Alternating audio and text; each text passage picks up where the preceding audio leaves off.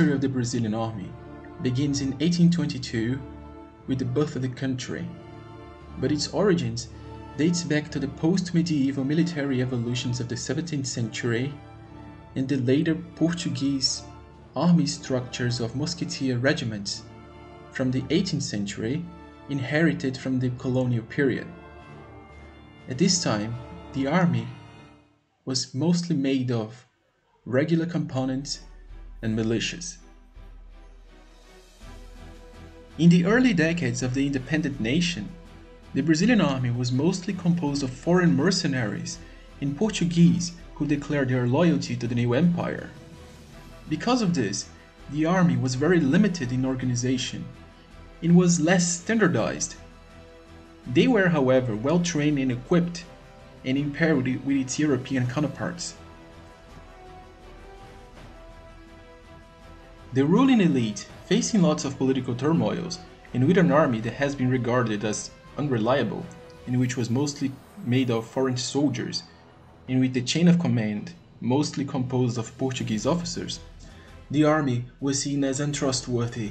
So in 1831, the authorities created the Guarda Nacional, which was heavily modeled after the French gendarmerie. During all this period, which comprehends the first half of the 19th century, the Brazilian military still followed the Portuguese doctrine of the Napoleonic Wars, that by the mid of the century was already getting outdated. The army, however, was already being influenced by the French military. It was only by 1857 that the authorities seek to increase the professionalism of the army through an organized structure similar to an army staff, and through the creation of military academies, focused on the studies on the theoretical level such as engineering, all due to the increasing threat to the national integrities by the neighboring nations to the south. Especially after the Brazilian army has went into war against the Argentine Confederation in 1851, in which it came out victorious together with the Allied army against an Argentine dictator. And it came out even more conscious that a prepared and capable army would always be necessary in order to maintain its hegemony in that volatile region. Such concerns will later be confirmed a decade later when it broke out in the continent, the Paraguayan War.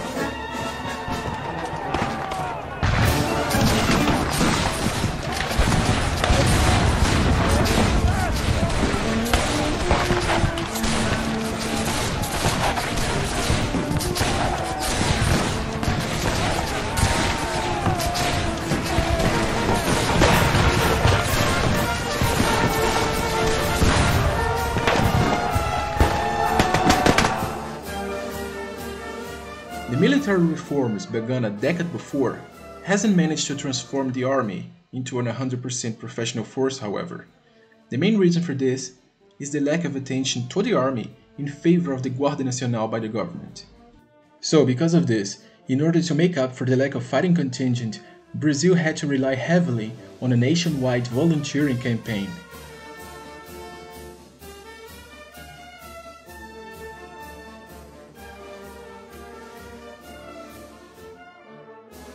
Now, at this time, it can already be noticed how the French military and France in general is already influencing the Brazilian military. Like during the Paraguayan War, the Brazilian army used combat tactics first utilized and explored by France, such as the employment of observation balloons in the battlefield.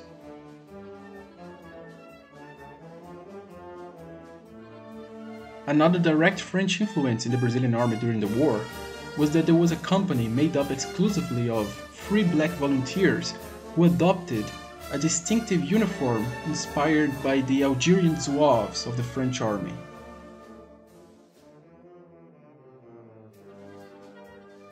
Amongst the higher ranks of the Brazilian Imperial Army, there was also a true French commander. I'm talking about Gaston of Orleans, also known as the Count of Vaux. He was a French prince and military commander, married into the Brazilian imperial family, and he too went into war in the name of Brazil. He led the Brazilian army in the final stage of the war, and he acted with much exactitude in putting a definitive end to the pretty much destroyed Paraguayan army.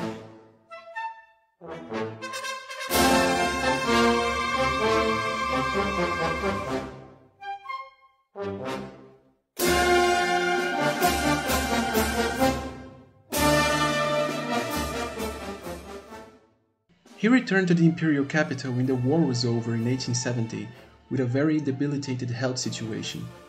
But he came back to Brazil as a war hero and with a very high popularity amongst the people.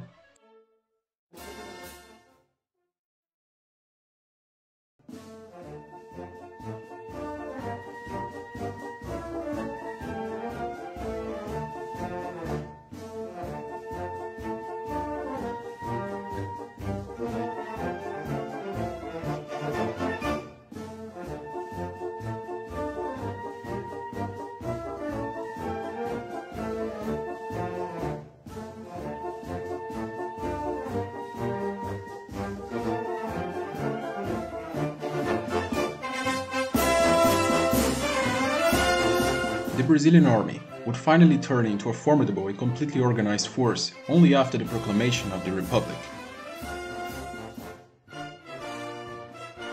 The Ministry of War, under the command of the war veteran and highly decorated General João Nepomuceno de Medeiros, who by the way was the son of a Frenchman who in his early life emigrated to Brazil in 1818 and dedicated his life in the service of his new country. He demonstrated bravery and loyalty to Brazil in the conflicts that the country took part throughout the 19th century, to basically become one of the greatest heroes of the Brazilian military history. Yeah, and that's this dude's father, by the way. So, under General Nepomuceno command, several efforts into the modernization of the army will take place, with the ultimate goal being the professionalization of the officer corps. However, there was other objectives as well, such as the change of the military unit's composition, to centralize the nominations, to reorganize the military education, to improve the criteria for promotion, to improve the military training, focusing on the needs of practical experience in the field, and to elevate the intellectual levels of the officer corps, as well as to remodel the military facilities and to modernize the army's weaponry. So with all these reforms taking place in the 1890s, the regulations to create an army staff was finally approved in 1896, with the army staff finally being created in 1899, all thanks to the good work of General João Nepomuceno. He also created the initiative for the construction of a gunpowder factory in a city called Piquete in 1902.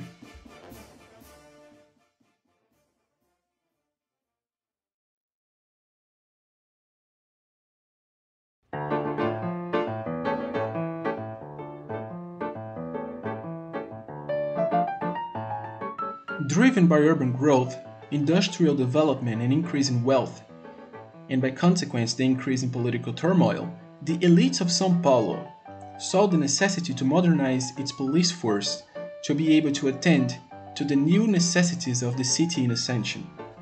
So, in 1906, the president of the province of São Paulo, which is today's equivalent to state governor, Dr. Jorge Tibiriçá Piratininga, who was born in Paris from a Brazilian father and French mother, hired the first ever French military instruction mission to ever step foot in Brazil.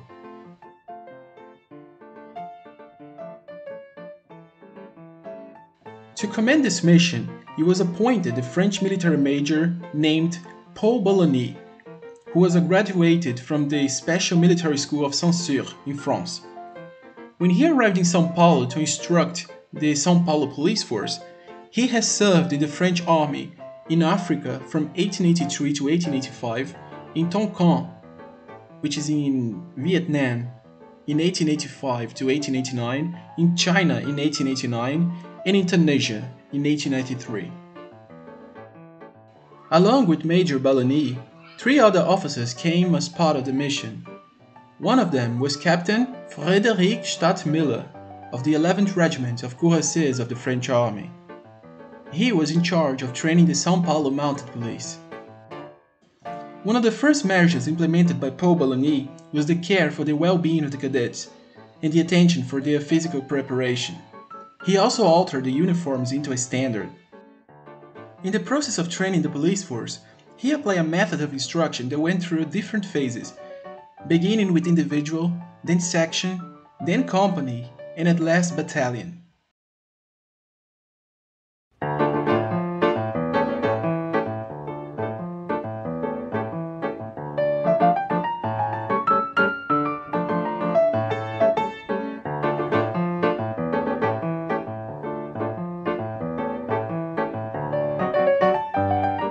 It didn't take long for the people to notice the martial standard and discipline of the force. In short time, Paul Bellamy has transformed the São Paulo police into a true army, modeled in the French style.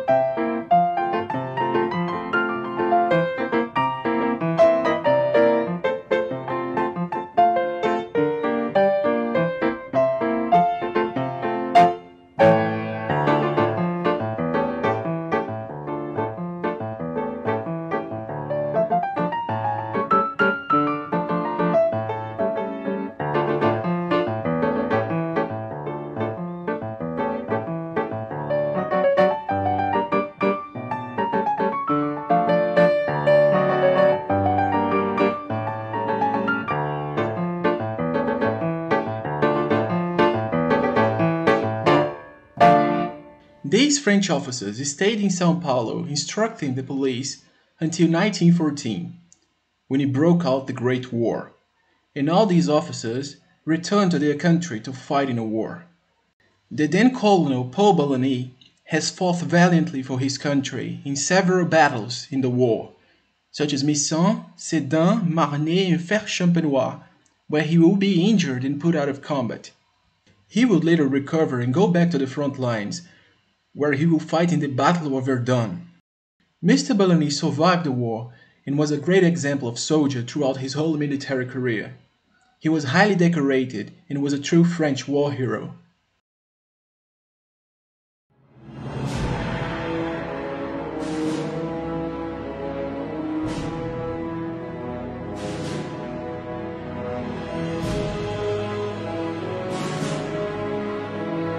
With the start of the Great War, Brazil has maintained a neutral stance until German submarines have sunk several Brazilian merchant ships, which resulted in the declaration of war against the German Empire on the 26th of October 1917.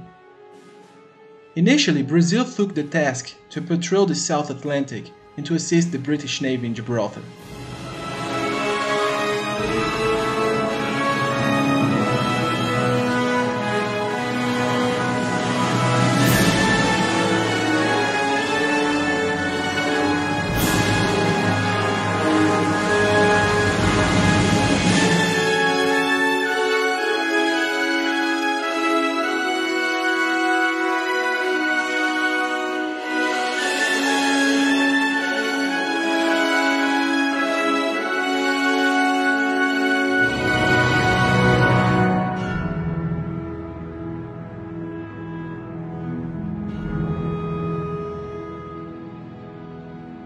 The biggest contribution of Brazil for the war effort was in 1918, when a big medical mission was sent to France, where it was assembled a Brazilian hospital in Paris, on the Rue Vaugirard, which took care of injured soldiers and also victims of the Spanish flu.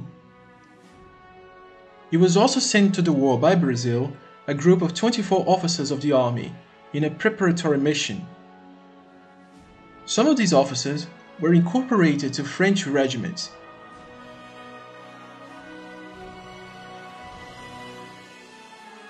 With a special highlight to the officer João Pessoa Cavalcante de Albuquerque, a cavalry officer who went through a quick stage in the military school of Saint-Cyr, where he studied the adoption of a new war machine that was starting to appear in the late stages of the war, the tank. After he was done with his period in Saint-Cyr, he was sent to the front lines, where he was designated platoon commander of the 4th Regiment of Dragoons of the 2nd Cavalry Division of the French Army. His actions in the front granted him decorations from the French and the Belgians for bravery over his leadership, which led to him being promoted to captain and squad commander.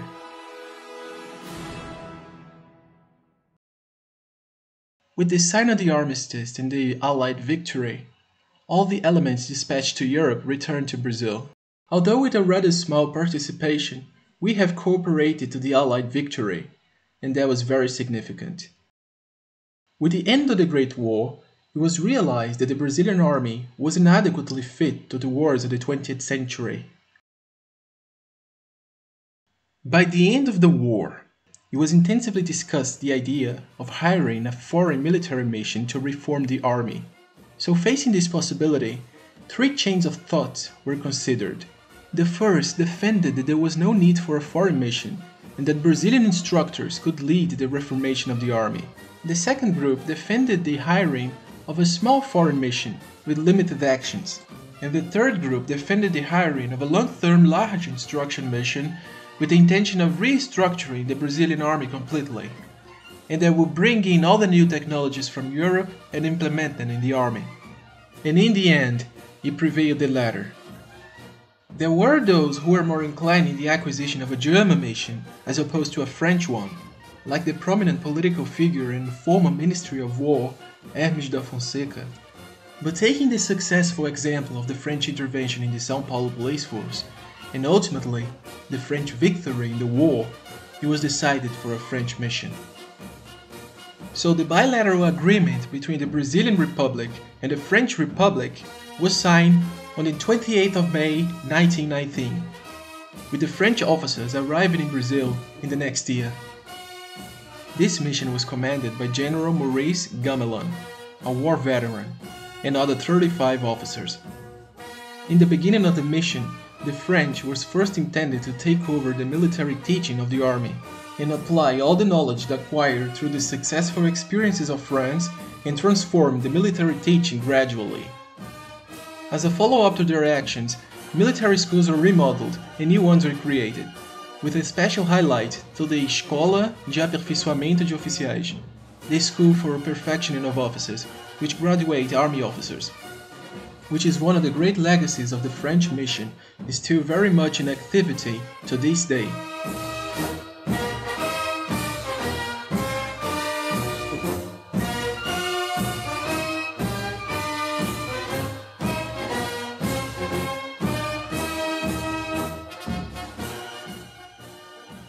The French were also responsible for the restructuring of the aviation school, the physical education school, and the school of equitation.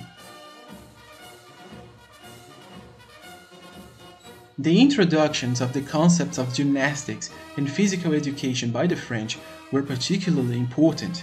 It was an old French philosophy that correlates the physical conditions of the individuals to a positive relation to the nation-state. The very first physical education school of Brazil was opened in the context of a French influence in 1910, when they were acting in the São Paulo police force. The French mission initially had a contract of 4 years, but it was renewed several times and the French mission stayed in activity for 20 years in the Brazilian army. These 20 years are divided in 3 periods. The second period goes from 1925 to 1929, where the military maneuvers were intensified based on the reforms so far conducted under the French instructors.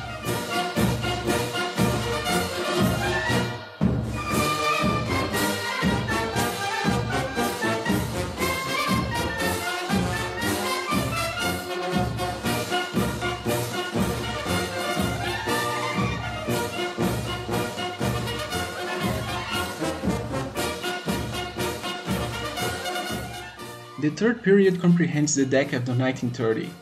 At this time, the country was struck by internal political turmoil.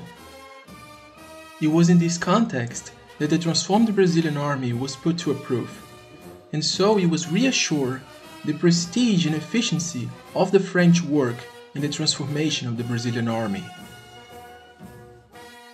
By the latter half of the 1930s, it was the time that would begin the gradual substitution of the French officers for Brazilian officers who would take on the responsibility of carrying on the French doctrine in the army.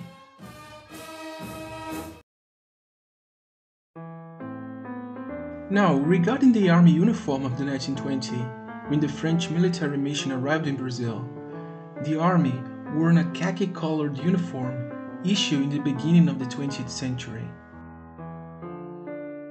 This uniform followed a pattern of knocking off bright colors and decorations that was very common in the 19th century.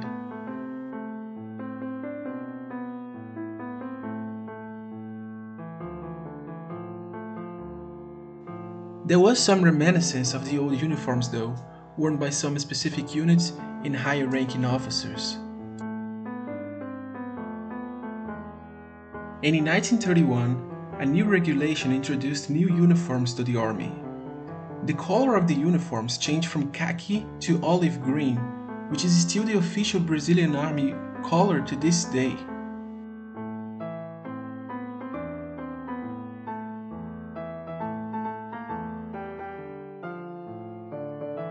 The helmet was also introduced for the first time in this uniform redesign. However, the first helmets weren't made of iron though. It was made of a hardened boiled leather material. The first truly iron helmet was produced only by the end of the 1930s and early the 40s. And since the French mission was still acting in the Brazilian army at this time, it's not hard to see why the first Brazilian helmet was modeled after the French Adrian helmet.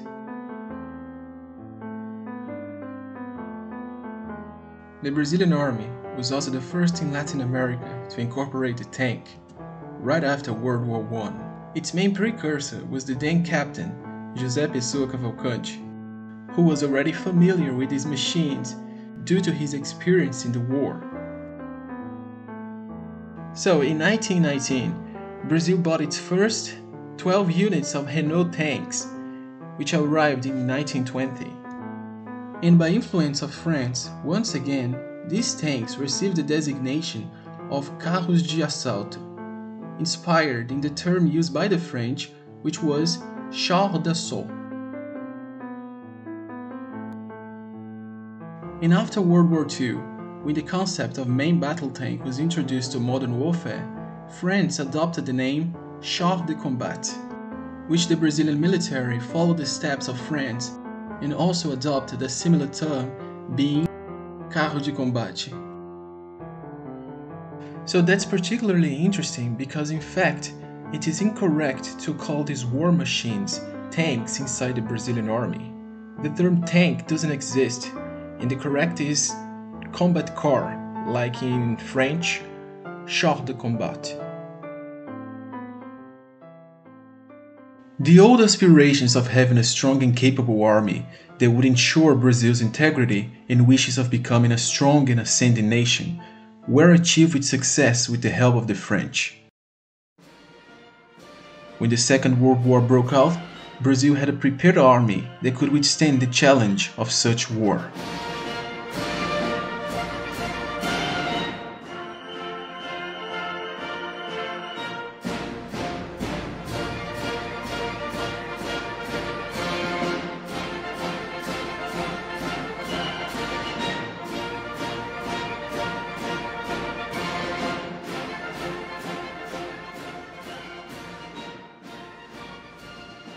Today, Brazil has a professional army that is considered the best in Latin America. And this is very much thanks to the French military mission that has transformed the Brazilian army in a powerful force with its military doctrine that still permeates in the Brazilian military academies to this day.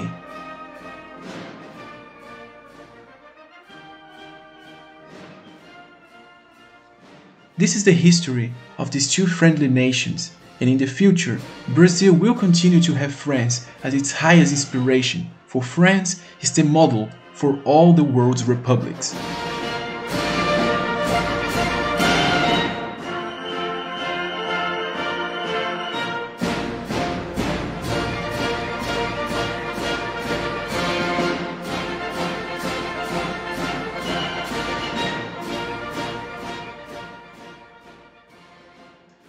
Vive la France!